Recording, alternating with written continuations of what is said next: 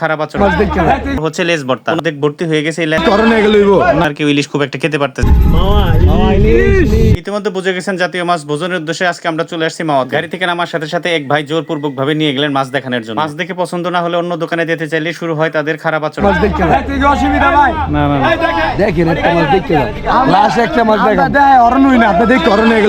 না আমরা দেখে ওরা নই ভাই, আমার সময় নাই।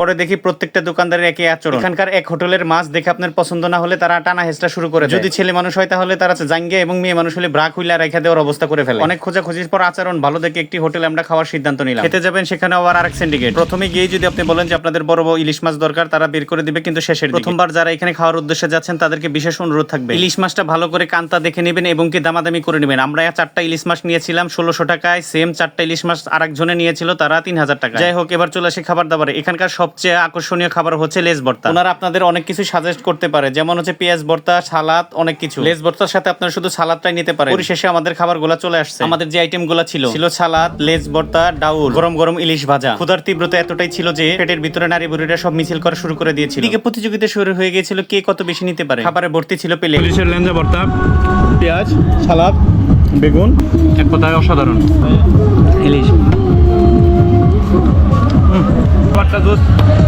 তার মধ্যে হচ্ছে ভাই মাছে কোনো পাই না, ঠিক আছে। আশা করি মাছটা ভালো হবে। তো মাছের লেঞ্জা ভর্তাটা অসাধারণ।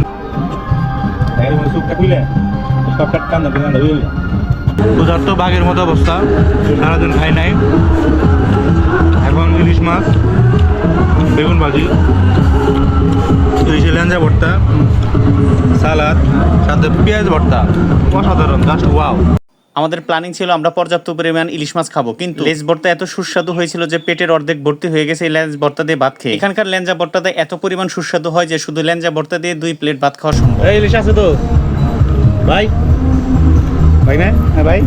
গাড়িতে আসার সময় যদি এক একজনে বলেছে আস্ত ইলিশ এক একজনে 3টা 4টা করে খেয়ে ফেলবে, কিন্তু লেঞ্জা দিয়ে ভাত খাওয়ার পরে এখন আর কেউ ইলিশ খুব একটা খেতে পারতেছে না। যদিও আমি পরবর্তীতে ভাতের পরিবর্তে শুধু ইলিশ মাছই খেয়েছিলাম। আমরা 6 জন খেয়েছিলাম ভরপুর। আমাদের বিল হয়েছিল 2950 টাকা। এখন আমরা বিদায় নিতেছি, টাটা।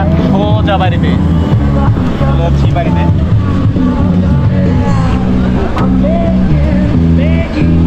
একদম। দেখা হচ্ছে পরবর্তী কোনো ভোজন ভিডিওতে। সে পর্যন্ত সবাই ভালো থাকুন। আসসালামু আলাইকুম।